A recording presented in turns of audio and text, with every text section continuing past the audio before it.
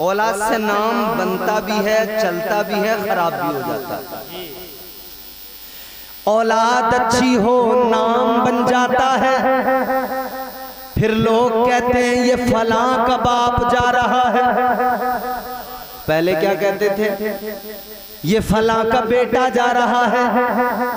लेकिन औलाद अगर नेक निकल जाए, बामल साहिब किरदार हो, तो बाप को देखकर लोग कहते हैं ये फलां का बाप है। नाम बन गया, खराब भी होता है। किसी का शराबी निकल जाए, कबाबी निकल जाए, चोर मवाली निकल जाए, किसी को लेकर भाग जाए, काम वो करता है, रुसवा बाप होता है। काम वो करता है, रुसवाई खानदान को झेलनी पड़ती है, खानदान पूरा रुसवा हो जाता है। ताजदारे मदीना वाली कायनात मुस्तफा करीम के आशिकों, अब जरा बात तवज्जो से सुनो। एक मर्तबा में 2 बच्चे, औलाद से नाम चलता है। पहले लोग कहते थे मुसलमानों को इनके बड़े बच्चे होते हैं, इनके बड़े बच्चे होते हैं। तमाम गाड़ियों पे लिख दिया गया हम 2 हमारे 2, फिर लिखा गया हम 2 हमारा 1। और अब मैं कुछ दिनों से देख रहा हूं हम 2 हमारे 2 पे अब वो लोग जो हैं बड़े बौखला रहे हैं। हम 2 हमारे 1 पे बड़ा गुस्सा कर रहे हैं। अब कह रहे हैं हम 2 हमारे 8 होने चाहिए। हमने कहा तुम तो कल तक बड़ी बातें बनाते थे कि इनके 8 बच्चे। अब उनके मजहबी पेशवा, मजहबी रहनुमा शोर मचा मचा के कह रहे हैं 1-2 बच्चे, 1-2 बच्चे कर रहे हो, क्या होगा तुम्हारा? आगे आगे आने वाले वक्तों में तुम खत्म हो जाओगे। ऐ लोगों, कल तक हमने कहा था कि अल्लाह देता है, अल्लाह देता है, अल्लाह खिलाता है। कल तक हमने कहा था कि जो आता है अपने तकदीर का लेके आता है। अब वो बड़े बड़े उनके मजहबी रहनुमा कह रहे हैं लोगों डरो नहीं, जो आएगा अपने भाग्य का लेके आएगा, अपने मुकद्दर का लेके आएगा। हमने कहा अजीब तमाशा है, कल तक हम पे यही इल्जाम था, आज खुद चीख चीख कर अपनी कौम को लोग यही बताने में लगे हैं कि जो आएगा अपने मुकद्दर का लेके आएगा, जो आएगा अपने नसीब का लेकर आएगा। अजीज़ाने गिरामीउल कद्र गौर फरमाए, अल्लाह ताला हजरत हव्वा को एक मर्तबा में 2 औलादें अता फरमाता था, एक बेटा एक बेटी। इधर जो बेटा बेटी हुआ, अगली बार अगले हमल से फिर एक बेटा बेटी, तो इधर का बेटा उधर की बेटी दोनों का निकाह होता था, उधर की बेटी इधर का बेटा दोनों का निकाह होता था। अब गौर फरमाइए, हजरत हाबील पैदा हुए, उधर काबील पैदा हुआ। हाबील के साथ में जो पैदा हुई, हाबील के साथ में जो पैदा हुई वो ज्यादा खूबसूरत नहीं थी, और जो काबील के साथ पैदा हुई उनका नाम था अकलीमा, वो ज्यादा खूबसूरत थी, हसीनो जमील थी। लेकिन निकाह की तरकीब तो वही थी, जो जिसके साथ पैदा होगी उसके साथ में उसका निकाह नहीं होगा, क्योंकि एक साथ पैदा होने वाले बहन भाई और फिर जो अगली बार एक साथ पैदा हुए वो भी आपस में सगे बहन भाई, तो रिश्ते को इस तरह से अलग किया जाता था। इधर का बेटा इधर की बेटी, उधर का बेटा इधर की बेटी। लेकिन ये काबील कहने लगा मेरे साथ में जो पैदा हुई है अकलीमा, ये खूबसूरत है, ये हसीनो जमील है, मैं इसके साथ निकाह करूंगा। कहने लगा इसके साथ करूंगा निकाह। हजरत आदम ने फरमाया कि ऐसा नहीं हो सकता, ये तेरे लिए जायज है। कहने लगा नहीं मानूंगा। आज भी हमारे नौजवान कहते हैं फलां से करूंगा, अम्मा समझा रही हैं, कह रहा नहीं मानूंगा, अब्बा समझा रहे हैं, कह रहा नहीं मानूंगा, करना है करो नहीं तो लेके भाग जाऊंगा। फिर देखते रहना,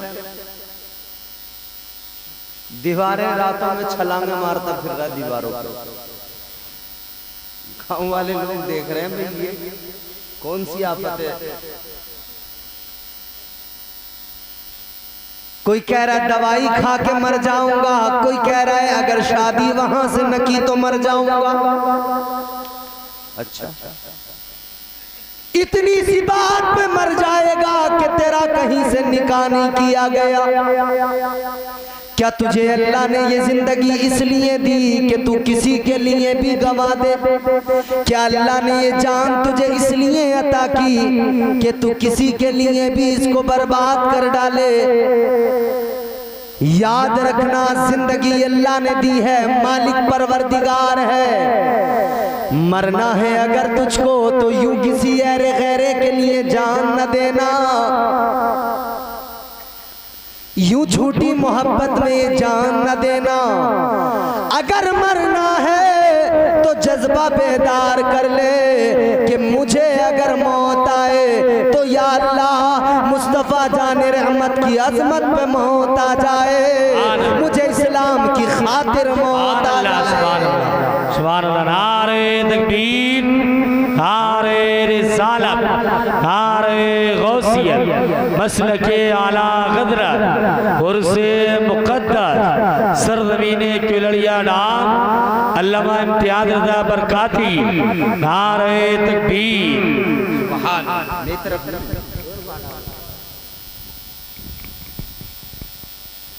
तो अल्लाह तबारक व तआला का फैसला ये था, शरीयत आदम ये थी कि निकाह जो होगा वो एक साथ पैदा होने वाले बहन भाइयों के दरमियान नहीं होगा। काबिल नहीं माना। अब ये भी जान लो, नौजवान तबका यहाँ पर बैठा है, जरा तवज्जो से मेरी बात सुनना और अपने सीनों में महफूज कर लेना। हजरत आदम अलैहिस्सलाम का फैसला मानने से उसने इनकार कर दिया, कहने लगा नहीं मानूंगा, अकलीमा के साथ निकाह करूंगा। तो हजरत आदम ने तदबीर निकाली, फरमाया चल कुर्बानी करो, दोनों लाओ कुर्बानी का सामान ला कर रखो, कुर्बानी करो, जिसकी कुर्बानी अल्लाह कबूल फरमा लेगा उसी का अकलीमा के साथ में निकाह हो जाएगा। हजरत आदम ने फैसला कर दिया। अब कुर्बानी के लिए, कुर्बानी उस दौर में कैसी थी? उस दौर में कुर्बानी का अंदाज क्या था? जिस चीज की कुर्बानी देना होता था उसको लाकर मैदान में रख दिया जाता था, आसमान से एक आग आती थी और उस चीज को खत्म कर दिया करती थी, जला दिया करती थी, अपने साथ ले जाती थी।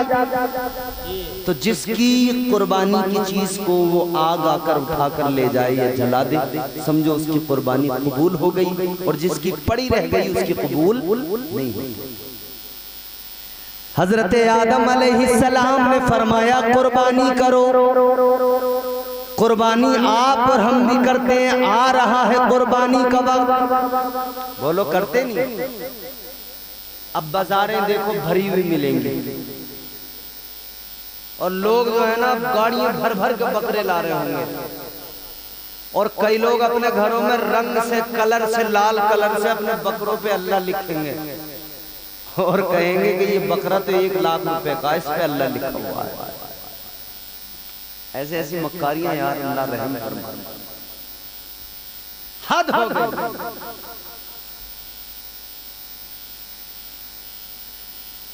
और कई लोग ऐसे हैं जो अपना नाम पूरे गांव में नाम हो जाए, साफ बात बन जाए,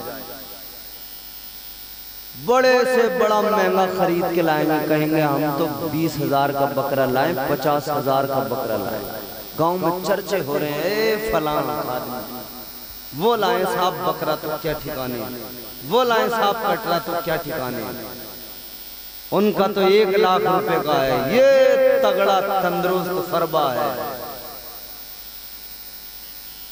अच्छी चीज कुर्बानी, अच्छे जानवर की कुर्बानी, खूबसूरत जानवर की करें, लेकिन इसमें रियाकारी न हो, दिखावा न हो। समझ रहे हैं आप? किसी भी अमल में दिखावा नहीं होना चाहिए। दिखावा अमल को बर्बाद कर दिया करता है, दिखावा नहीं होना चाहिए। अजीजाने गिरामीउल कद्र गौर फरमाइए, हजरत आदम अलैहिस्सलाम ने फरमाया अपने बेटों को कि कुर्बानी करो, दोनों कुर्बानी के लिए राजी हुए। तो जनाबे हाबील कुर्बानी के लिए एक बकरी या दुम्बा लेकर आए और इधर काबील कुर्बानी के लिए गेहूं की कुछ बालियां लेकर आए। बैठो, क्या हुआ है? गड़बड़ ना करो यार, सुनना है। अच्छा, कुछ वैसा सुनना चाहते हो क्या?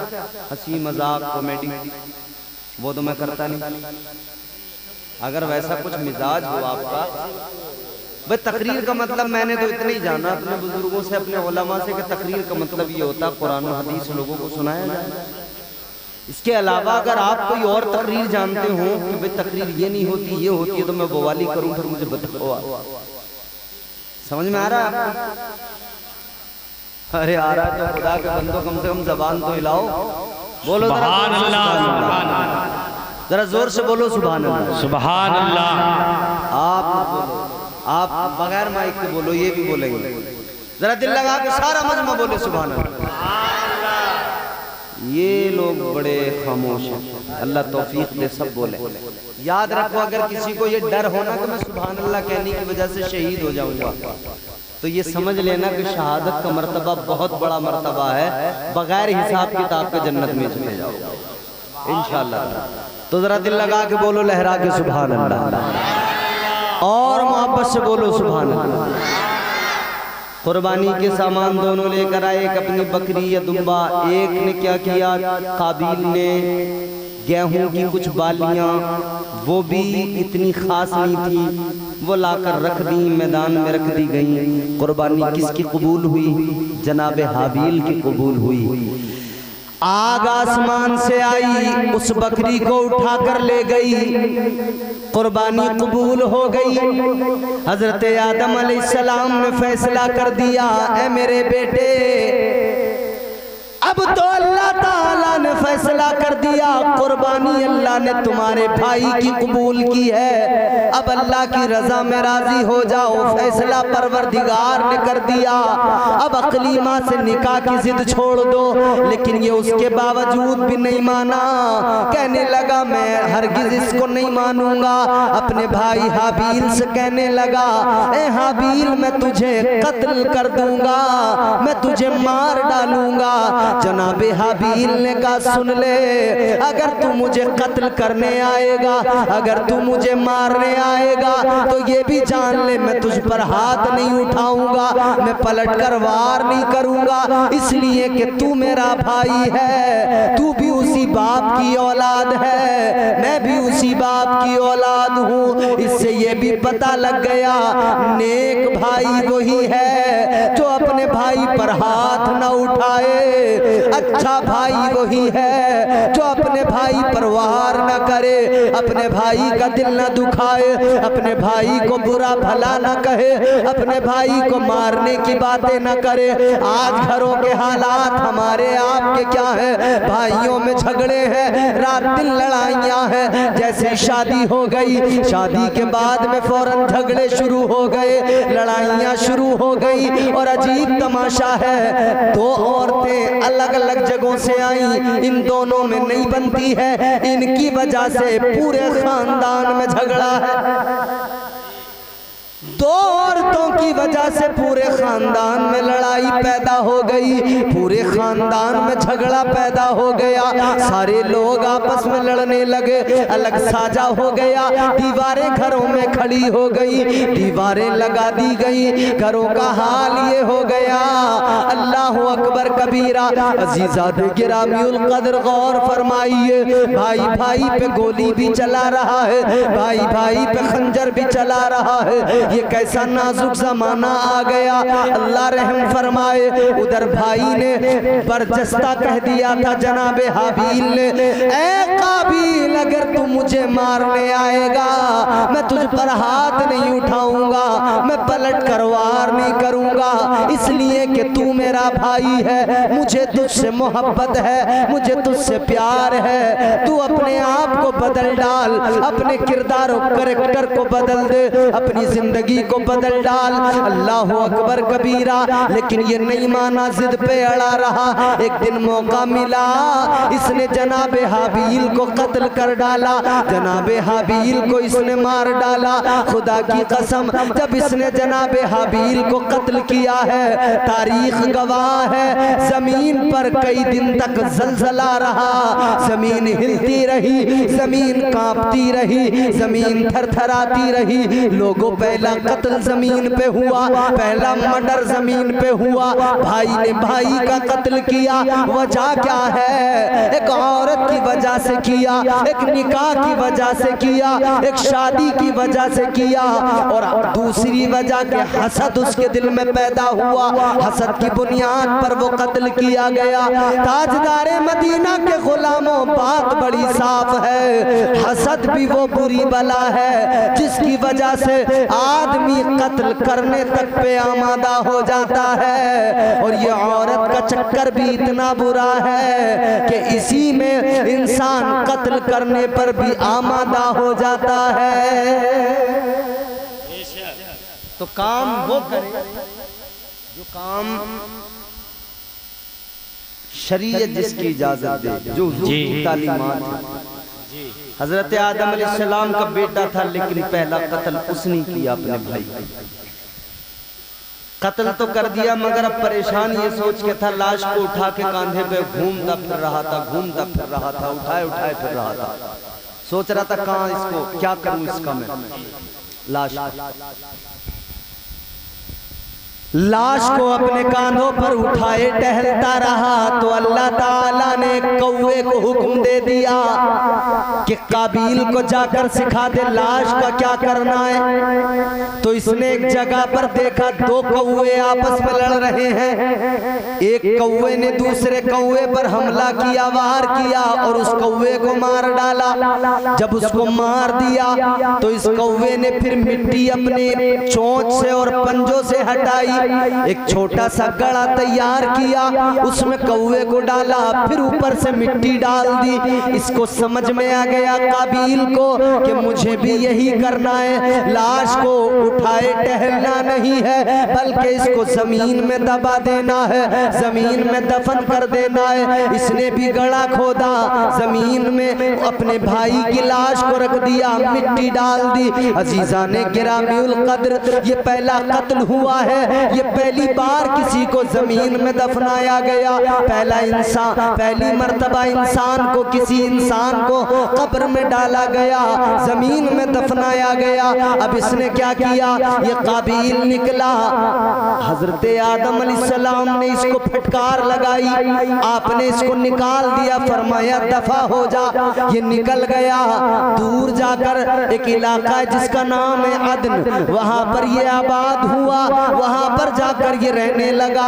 वहां पर शैतान इससे मिलने आया और आकर कहने लगा, ऐ काबिल, क्या तू जानता है तेरी कुर्बानी कबूल नहीं हुई थी, हाबील की कुर्बानी कबूल हो गई थी, क्या तुझे मालूम है क्या वजह थी? कहने लगा पता नहीं है। तो शैतान ने कहा सुन ले, वजह ये थी कि तेरा भाई आग की परस्तिश किया करता था, इसीलिए आग उसके दुम्बे को उठा कर ले गई, उसकी बकरी को उठा कर ले गई। कहने लगा तूने आग की पूजा की होती तो आग तुझसे राजी होती, लिहाजा तू आग की पूजा कर, आग की परस्तिश कर, आग को अपना माबूद मान ले। अब दुनिया में पहली मर्तबा आग की परस्तिश शुरू हुई और आग को पूजने वाला पहला इंसान आदम अलैहिस्सलाम का बेटा काबिल था तो पैगंबर का बेटा, बोलो, था तो नबी का बेटा, मगर क्या हाल हुआ इसका? बर्बाद हुआ, जलील हुआ, आग की पूजा करने लगा। आगे बढ़ो। हजरत नूह अलैहिस्सलाम का बेटा था, नहीं माना। तूफान आने से पहले जनाबे हजरत नूह अलैहिस्सलाम ने फरमाया, ऐ मेरे बेटे आजा मेरी कश्ती के अंदर, आजा अभी भी वक्त है, कलमा पढ़ ले और मेरी कश्ती में आजा, तू महफूज रहेगा, तूफान से बच जाएगा। कहने लगा, ऐ नूह अलैहिस्सलाम सुनो, मुझे आपकी कश्ती की जरूरत नहीं है, मैं पहाड़ की बुलंदी पे चढ़ जाऊंगा, महफूज हो जाऊंगा। हजरत नूह अलैहिस्सलाम की बात नहीं माना, कश्ती में नहीं आया। क्या हुआ? गर्क हो गया, पानी में डूब के मर गया। पैगंबर का बेटा था, बच न सका। बोलो, बचा तो नहीं? पैगंबर का बेटा था, बच न सका। आगे बढ़ो मेरे अजीजों, सहाबी का बेटा था, करबला के मैदान में सहाबी का बेटा, जिसने फौज भेजी थी, जो हाकिम था यजीद, वो भी सहाबी का बेटा था। और जो कमांडर बन के, सिपह सालार बन के आया था, उमर साद, वो भी सहाबी का बेटा था। क्या नतीजा निकला? दुनिया भी बर्बाद कर ली, आखिरत भी बर्बाद हो गई। पता लगा तरीके मुस्तफा को छोड़ना है वजह बर्बादी। ये बर्बादी की असल वजह है, जो अल्लाह और उसके रसूल से गद्दारी कर जाता है, बर्बाद हो जाता है। एक तरफ यजीद है, रुसवा हो गया, एक तरफ हुसैन है। अल्लाह ताला ने इमाम हुसैन को गोया परवरदिगार का पैगाम, हुसैन गर्दन झुका, हुसैन सरे तस्लीम खम कर दे, परेशानियों में सर झुका दे, मुसीबतों में सर झुका दे। हुसैन ने सर झुका दिया, हुक्म रब्बी हो गया, हुसैन बेटा कुर्बान कर दे। हुसैन ने सर झुका दिया, हुसैन जवान अकबर कुर्बान कर दे। हुसैन ने सर झुका दिया, हुसैन को हुक्म हो गया अब्बास के बाजू कटवा दो। हुसैन ने सर झुका दिया, हुक्म हो गया कासिम का शबाब लुटवा दो। हुसैन ने सर झुका दिया, हुक्म परवरदिगार हो गया, ए हुसैन अपने भांजों को कुर्बान कर दो। हुसैन ने सर झुका दिया, राजी बरजा है, परवरदिगार की रजा में राजी है, हुक्म रब्बी हो गया। ए हुसैन अब खुद भी सजदे में सर झुका दो, अब तुम्हारी गर्दन पे भी खंजर चलेगा, अब तुम्हें भी शहीद किया जाएगा। हुसैन ने फिर सर झुका दिया। हर मौके पर हुसैन ने सर झुकाया तो अल्लाह ने फरमाया, ए हुसैन हर मौके पर तूने सर झुकाया, हद हो गई, तूने सर झुकाकर सजदे में अपना सर कटवाया। अब जान लो, अब तुम्हारा परवरदिगार तुम्हें ये इज्जत देगा, सर तुम्हारा होगा, नेज़ा यजीदियों का होगा, सर को तुम्हारे नेज़े पे चढ़ाएंगे। तुम्हारा परवरदिगार ऐसा सर बुलंद फरमाएगा, ऐसा सर बुलंद फरमाएगा, सर तुम्हारा कटा हुआ नेज़े पे होगा, लेकिन तुम्हारी जबान से अल्लाह का कलाम जारी हो जाएगा। नारे तकबीर, नारे रिसालत, नारे गौसियत, मसलके आला क़द्र, ज़िक्र शहीद आज़म, नारे तकबीर। तो पता चला जो राजी बरज़ा रहते हैं, जो अल्लाह के फैसलों पर राजी रहते हैं और सर झुका देते हैं, वो कामयाब होते हैं, अल्लाह उन्हें इज्जतें अता फरमाता है। जल्दी जल्दी मेरी बातें सुनो, तकरीर खत्म करना है अजीजों। परवरदिगारे आलम, खालिक़े कायनात, तुम्हारा मेरा खुदा, उसका एहसान है कि उसने हम पर आप पर ये करम किया कि उसने हमें हुजूर का उम्मती बना दिया, यानी हमें रसूल दिया। तो रसूल आज़म अता फरमाया, सारे नबियों का ताजदार अता फरमाया, इमामुल अंबिया अता फरमाया। हजरत आदम को भेजा, अल्लाह ने फरमाया इन्नी जाइलुन फिल अर्दि खलीफा। हजरत दाऊद को भेजा, अल्लाह ने फरमाया या दाऊद इन्ना जालना का खलीफतन फिल अर्द, अल्लाह ने भेजा तो बता दिया, ऐलान कर दिया तुम्हें खलीफा बनाया गया, तुम्हें खलीफा बनाया गया। आदम तुम खलीफा हो, ए दाऊद तुम खलीफा हो। अल्लाह ने नबियों का ऐलान किया तो बताया, ए मूसा तुम कलीमुल्लाह हो, ए ईसा तुम रूहुल्लाह हो, ए इब्राहिम तुम खलीलुल्लाह हो। लेकिन जब अल्लाह ताला ने आका को भेजा, ताजदारे मदीना को भेजा, तुम्हारे मेरे पैगंबर को भेजा, तो अल्लाह ने ये नहीं फरमाया कि खलीफा बना रहा हूँ। अल्लाह ताला ने ये नहीं फरमाया कि मैं अपना कलीम बना रहा हूँ, बल्कि अल्लाह ने फरमाया वो खलीफा थे और ये मेरा हबीब है, ये मेरा महबूब है। बात साफ हो गई, उनकी शान अपनी जगह, लेकिन मदीने वाले आका का मकाम अपनी जगह। हम सारे नबियों को मानते हैं, सारे रसूलों को मानते हैं, सबकी नबूवत को तस्लीम करते हैं, सबकी रिसालत का एतराफ़ करते हैं। हम यहूदी नहीं हैं, हम ईसाई नहीं हैं। यहूदी हजरत मूसा को मानने लगे, हजरत याकूब को मानने लगे, हजरत याकूब यूसुफ को मानने लगे, लेकिन बाकियों को नहीं मानते। यहूदी हजरत ईसा को नहीं मानते, लेकिन ईसाई एक तबका है, उन्होंने हजरत ईसा को मान लिया। और यहूदी ईसाई आपस में दुश्मन भी है, एक दूसरे से लड़ने झगड़ने वाले, कत्ल गारत पर आमादा होने वाले। मगर लोगों क्या अजीब जमाना है, क्या हमने जमाना देख लिया। मुसलमानों से ऐसी दुश्मनी है कि दोनों आपस में दुश्मन थे, मगर आज दोनों दोस्त बनकर बैठ गए। दोनों दुश्मन थे मगर दोनों दोस्त बने बैठे। जब तुम्हें मारने की बारी आई तो दोनों दुश्मन दोस्त बन गए। जब तुम पर बम बरसाने की बारी आई, जब फलस्तीनियों को मारने की बारी आई, तो दोनों के दोनों दोस्त बन बैठे, दोनों आपस में दोस्ती कर बैठे। जबकि इनका इतिहास है, इनकी तारीख है, आपस में दुश्मनी, ऐसी दुश्मनी एक दूसरे को गवारा नहीं करते।